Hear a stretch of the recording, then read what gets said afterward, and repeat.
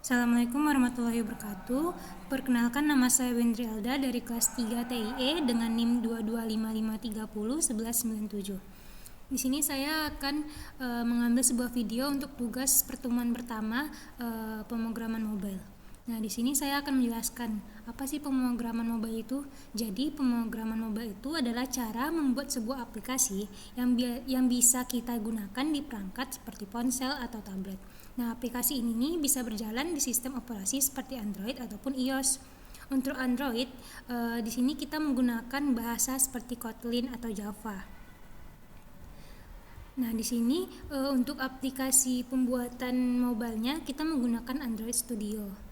Android Studio ini adalah sebuah program yang digunakan untuk membuat aplikasi Android.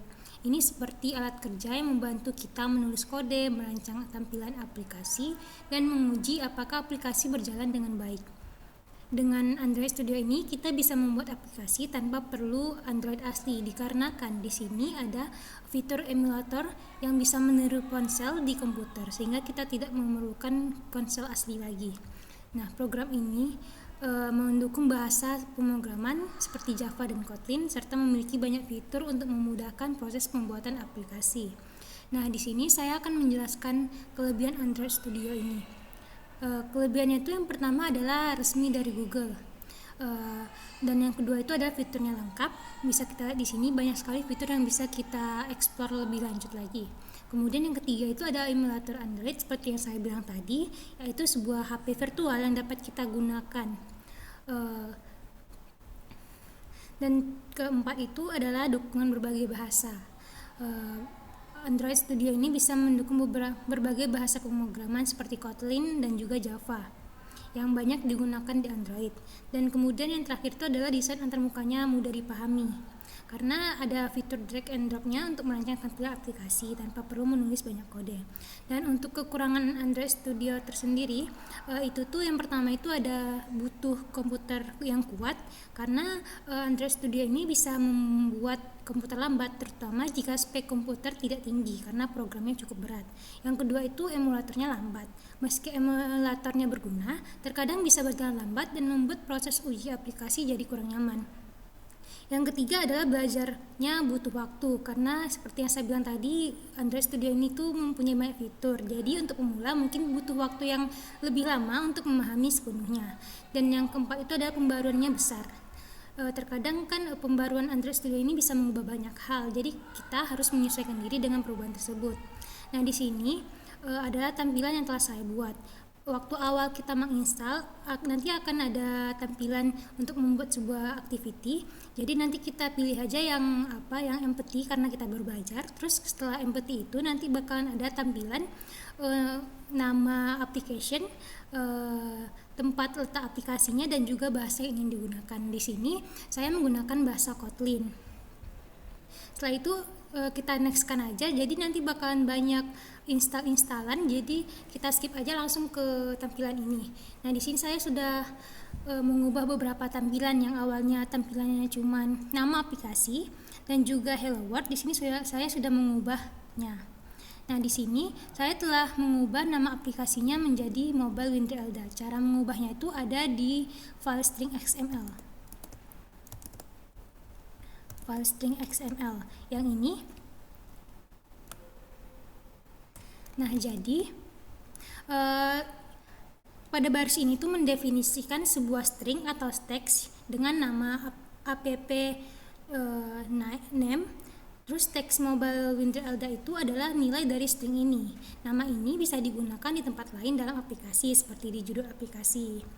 Nah, kemudian ada juga di bawahnya kampus Politeknik Kalteks Riau dan juga 3 TIE. Sama seperti tadi. Nah, untuk memanggil string yang telah kita buat di sini tuh kita bisa panggil di activity main yang XML. Di sini kita bisa mengatur pengaturan untuk tampilannya kayak teksnya ukuran berapa dan lainnya. Di sini saya akan menjelaskannya.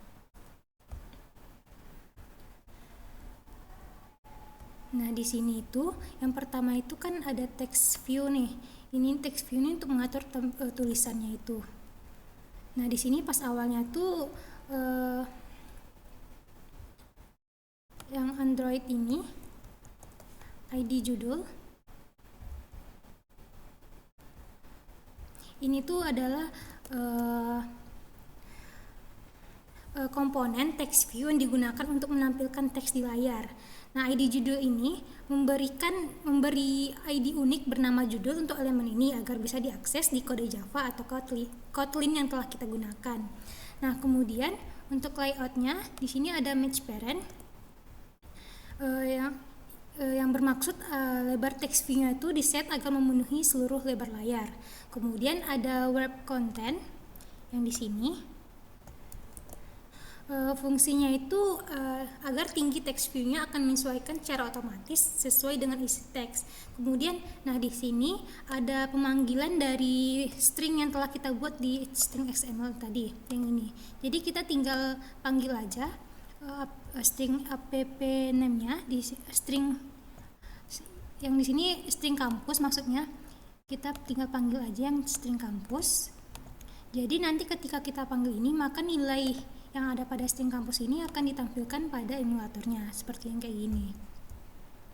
Nah, kemudian ini berfungsi agar tulisannya itu berada di tengah. Kemudian yang layout margin top ini berfungsi agar ada marginnya sebesar 60 dp. Kemudian text size-nya adalah ukuran tulisannya itu sebesar 30 sp, dan yang terakhir itu ada bold. Ini berfungsi agar tulisannya itu cetak tebal gitu. Dan untuk yang kedua itu tulisan yang 3 TIE itu sama saja seperti tadi. Ini adalah ID uniknya. Nah, ini juga sama seperti tadi. Ini pemanggilan untuk kelas string tadi. Kita tinggal panggil aja sehingga nilainya yaitu 3 TIE bakalan kepanggil dan nampil di emulatornya.